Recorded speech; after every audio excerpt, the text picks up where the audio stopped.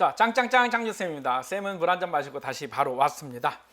자, 6월 모의평가 분석 강의 2부입니다. 이번엔 선택 과목이죠. 1부 안 본 친구들은 1부 보고 오셔야 됩니다. 1부 갔다가 오세요.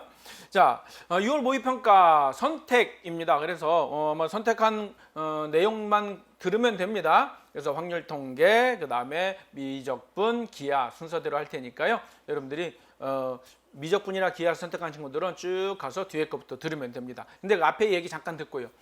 이번에는요, 확률 통계, 미적분, 기하 전부 다 선택 과목이 여러분들 교과서가 이렇게 있으면 그 중에 일부가 한 반절이나 반절보다 좀 안 돼, 3분의 1 정도가 시험 범위에 안 들어갔습니다. 6월 모의평가에는.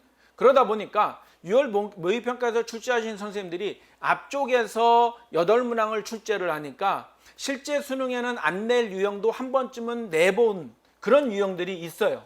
그래서 저 뒤에서 확률 통계 그러면 통계 단원이 하나도 없기 때문에 경우의 수와 확률에서 대부분 출제를 해서 실제 수능에서는 이번 6월 모의평가 나왔지만 수능에서는 나오지 않는 그런 유형들이 있을 것이다 라는 거예요.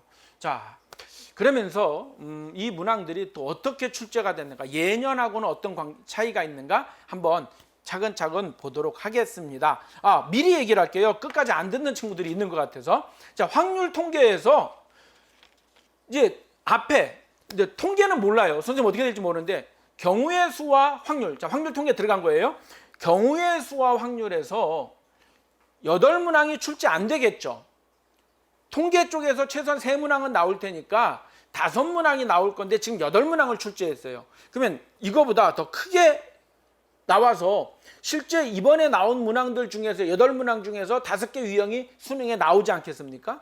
그러면 이 5개에 들어가지 않은 유형들이면서 예전에 나왔던 것들이 있더라고요. 뭐 대표적으로 예전에 순열의 수나 조합의 수 NCR, 뭐 N파이R 이제 기본적인 순열과 조합은 1학년 과정이니까 그러면 N파이R, NHR의 값을 예를 들어 OH3의 값을 구하여라. 이런 문제가 안 나온다는 거죠. 지금 없어요. 안 나올 것 같아요. 올해 수능에. 근데 그거보다 더 중요한 거 확률의 계산. 확률의 계산. 여러분들 그거 있잖아요. PA는 뭐 얼마이고 P 곱사건의 확률은 얼마이고 뭐 이런 거. 이거 계산하는 문제가 3가지 패턴이 있거든요. 그냥 덧셈 정리 이용하는 게 있고 그 다음에 독립이라는 조건이 주어지는 경우 조건부 확률까지 3가지 패턴이 있는데 한 문제도 안 나왔습니다. 쌤이요. 이거를 꼭 수능에 나오니까 예전까지만 해도 여러분들 반드시 이 문제는 하나 맞춰야 돼요 했던 문제인데 이번 6월 모의평가에 안 나왔습니다. 그렇다는 얘기는 수능에도 안 나올 확률도 꽤 있다라는 거죠. 이렇게 되면 수능 출제 확률이 한 20%대로 확 떨어져요. 그게 안 나왔고 또 하나는 독립시행의 확률이 안 나왔어요. 물론 그 독립시행 확률은 매년 출제됐던 건 아니에요. 한 2년에 한 번 정도씩은 출제될 수 있는 그런 정도인데 확대! 5문항에서 8문항 확대했는데도 출제가 안 됐다라는 거. 그래서 조건부 확률한테 좀 밀렸고 일반적인 확률 구하기한테 좀 밀린 그런 경향이 좀 있네요. 자, 어떤 문제들이 출제됐나 한번 볼게요. 첫 번째 문제로 2점짜리인데 이 문제가 와우!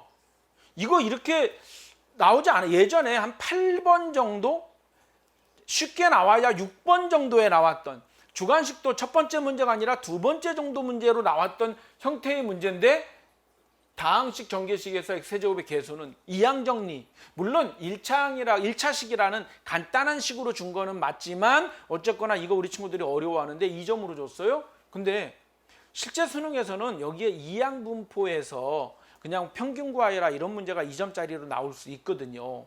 통계 쪽에.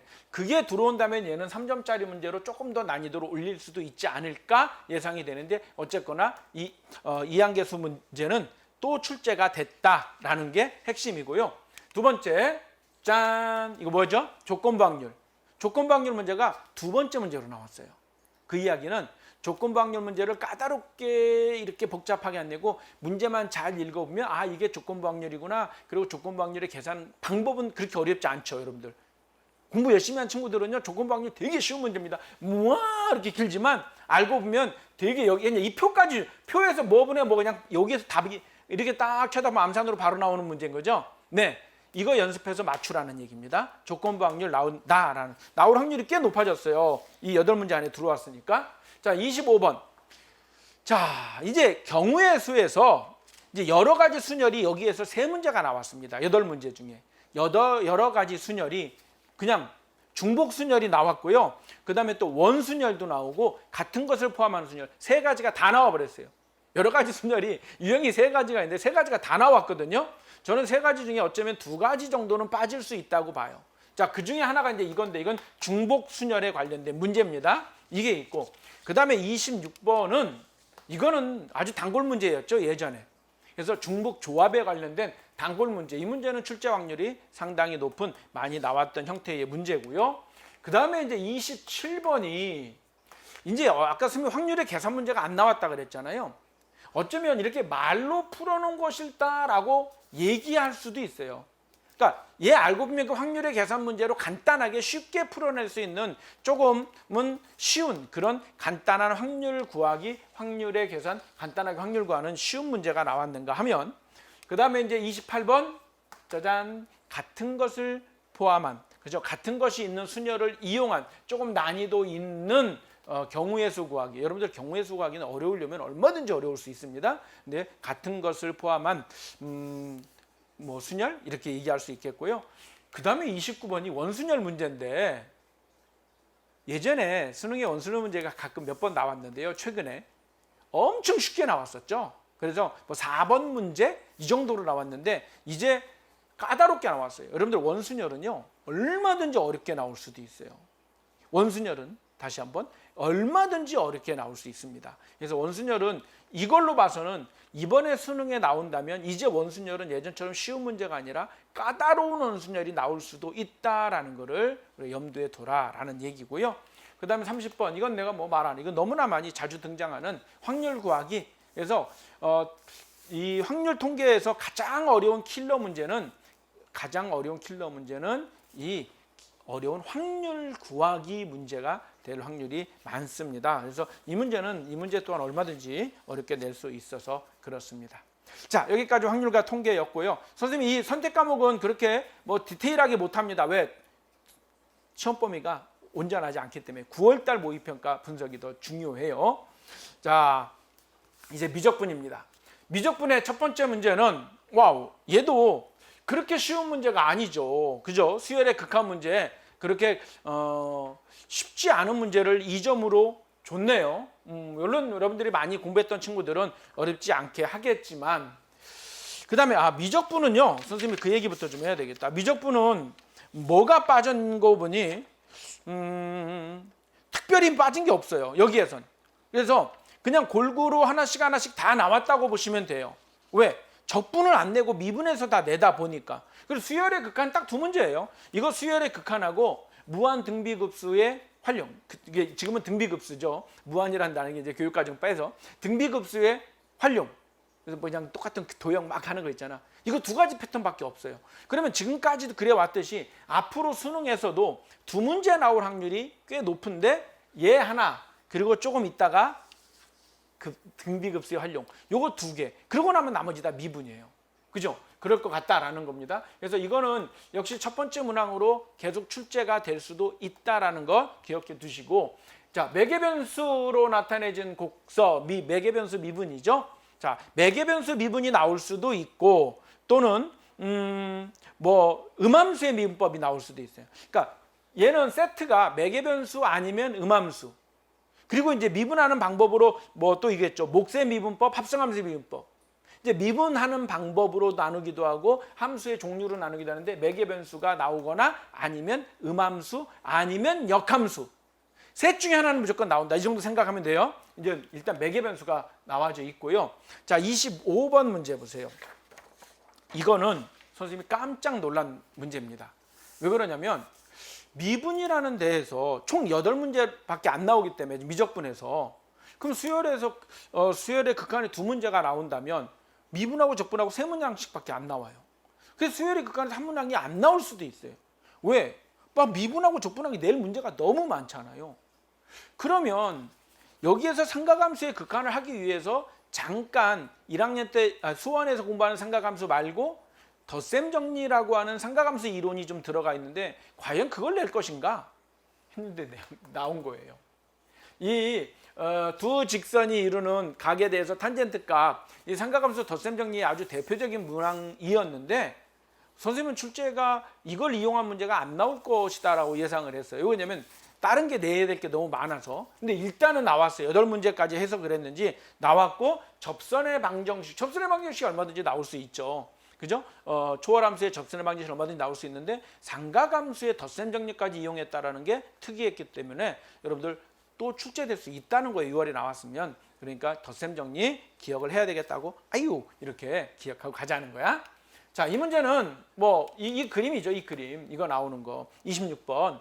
이거는 지금까지 매번 나왔고 수능 예시문항에서도 출제가 됐고 그러면 사실은 지금까지 너무 많이 나와서 이제 빠질 줄 알았어요. 더군다나 이제 미적분 선택한 학생들만 봐야 되기 때문에 자, 이 문제가 나오겠느냐. 지금까지 너무나 많이 나오고 선생님들도 이제 지쳤어요.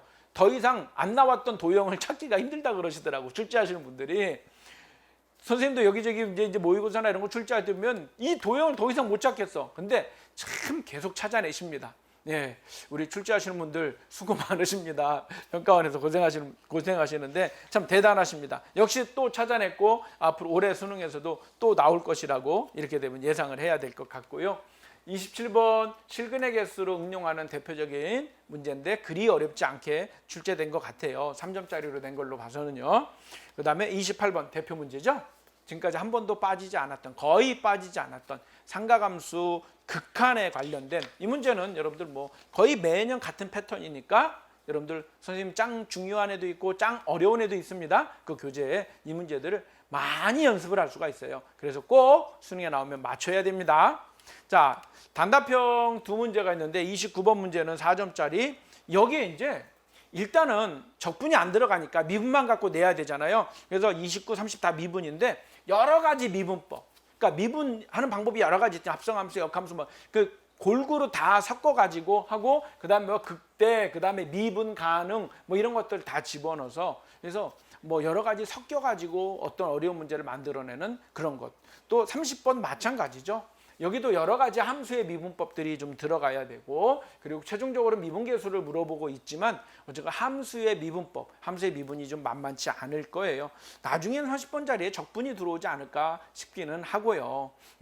이런 29번, 30번 같은 이런 킬러 형태의 문항들은 여러분들 짱 어려운 교재 보시면 그 킬러 문제들 연습 많이 할 수 있으니까 여러분들 이건 연습을 많이 해야 돼요. 그냥 어려운 문제들 이 유형만 모아놓은 거. 선생님 짱 어려운 교재 같은 경우는요.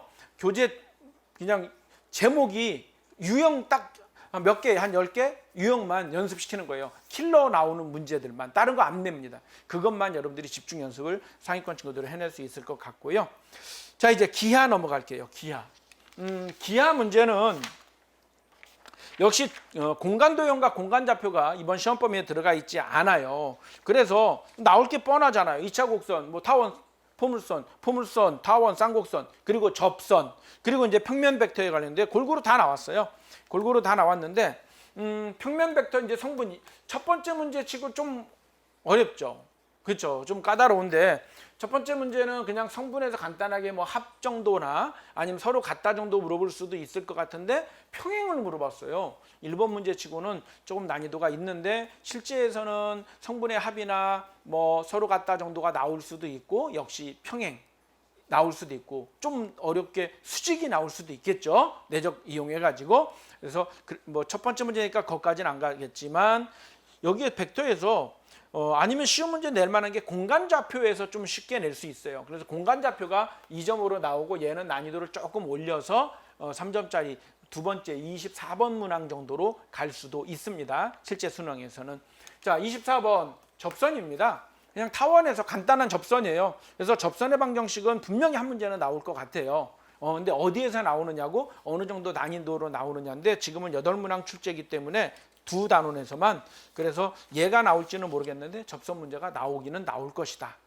자, 그 다음에 25번. 이거 최근에 계속해서 출제되고 있는 내용입니다.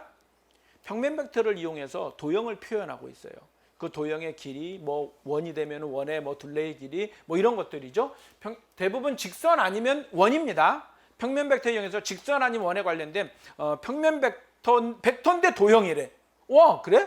그거 여러분들이 연습 충분히 해서 알고 있어야 되고요. 26번은 얘가 실제 수능에 또 나올까 하는 뭐 정도이긴 한데 평면 벡터의 합에 관련된, 그래서 벡터의 의미를 알고 그 합의 의미를 아느냐라고 물어보는 가장 기본적인 형태의 문제 아닐까 싶고요. 그 다음에 이제 27번 보세요. 예, 접선이죠. 이제 진짜 접선 그러면 난이도 이 정도 돼야, 그죠?